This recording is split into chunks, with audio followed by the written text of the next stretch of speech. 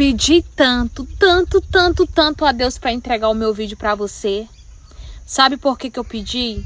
É porque você não tá aparecendo mais aqui nos meus vídeos.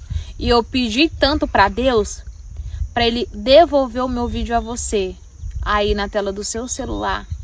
Porque eu tô com muita saudade de ver o seu comentário aqui no meu vídeo, que você sumiu e eu não sei o que aconteceu. E eu pedi muito para Deus. E Deus ouviu, né?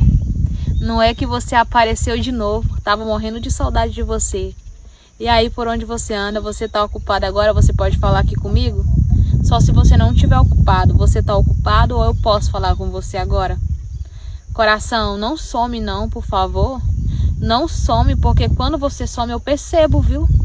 Eu percebo, porque eu sempre tô vendo quem tá interagindo aqui comigo. E quando você some, você para de deixar coraçãozinho pra mim.